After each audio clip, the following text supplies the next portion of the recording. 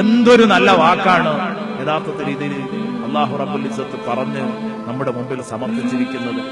നബിയോട് പറയാണ്, നബിയെ തങ്ങൾ ഇവരോട് പറയണം, സമൂഹത്തോട് പറയണം, തആലൂ വാ വാ വാ അത്ലു മാ ഹറമ റബ്ബുക്കും അലൈക്കും, നിങ്ങളുടെ റബ്ബ് നിങ്ങൾക്ക് നിഷിദ്ധമാക്കിയ കാര്യങ്ങൾ ഏതൊക്കെയാണെന്ന് ഞാൻ ഓതിത്തരാം. ദാരിദ്ര്യം കാരണമായിട്ട് നിങ്ങളുടെ സ്വന്തം മക്കളെ നിങ്ങൾ കൊന്നുകളയരുത്. നഹ്നു നർസുഖുക്കും വഇയ്യാഹും, നിങ്ങൾക്കും അവർക്കും ഭക്ഷണം നൽകുന്നത് നമ്മളാണ് ട്ടോ അല്ലാഹു പറയാ. ഇതാണ് ഞാൻ പറയാൻ ഉദ്ദേശിച്ച വിഷയം. ഒരുപാട് കൊലയാളികളുണ്ട് എന്ന് പറഞ്ഞു.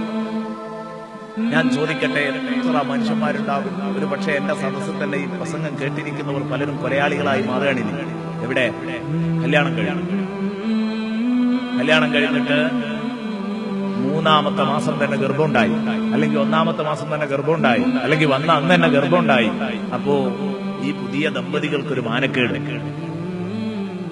ഇപ്പൊ തന്നെ ഗർഭം വേണ്ട, കുറച്ച് കഴിച്ചിട്ട് മതിയായിരുന്നു.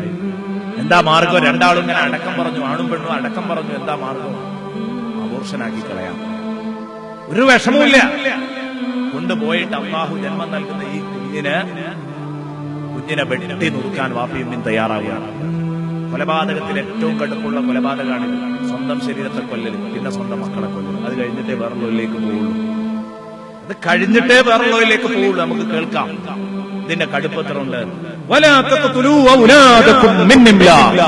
ദാരിദ്ര്യം ഭയന്നിട്ട് മക്കളെ കൊല്ലരുത്. അത് അവിടെ നടപ്പുള്ള ഒരു കാര്യം പറഞ്ഞതാണ്, ജനങ്ങൾക്കിടയിൽ നടപ്പുള്ള ഒരു കാര്യം. അതെന്താ? ഇന്നും ജനങ്ങൾക്കിടയിൽ നടപ്പുള്ള കാര്യമാണ്. 5000 ഉറുപ്പിക ശമ്പളം കിട്ടുന്ന ഞാനും എന്റെ ഭാര്യയും 2 മക്കളും സുഖമായിട്ട് ജീവിക്കുന്ന, അല്ലെങ്കിൽ ഒത്തില്ല എന്നുള്ള നിലക്ക് ജീവിക്കുന്ന, അങ്ങനെയാക്കുക, കഷ്ടപ്പെട്ട് ജീവിക്കുന്നു എന്ന് തന്നെ പറയാം. അപ്പോഴാണ് 3-ാമത്തെ ഒരുത്തൻ ഏത് ചെയ്തിട്ടുണ്ട്? ഗർഭപാത്രത്തിൽ അവൻ ഇടം കിട്ടിയിട്ടുണ്ട് എന്ന വിവരം അറിയുന്നത്, ഭാര്യക്ക് ഗർഭമുണ്ട് എന്നുള്ള വിവരം അറിയുന്നത്. ഭാര്യയും ഭർത്താവും അസ്വസ്ഥരാകുന്നു. ഇനിയൊരു കുട്ടിയും കൂടെ ഉണ്ടായാൽ നമ്മുടെ സുഖജീവിതത്തെ ചോദ്യം ചെയ്യും. ഈ 2 മക്കളെ തന്നെ പോറ്റി വളർത്താൻ നമ്മളെ കൊണ്ടാവുന്നില്ല. അതുകൊണ്ട് തൽക്കാലം ഇവൻ ഈ 3-ാമനെ വേണ്ട എന്ന് വെക്കുക.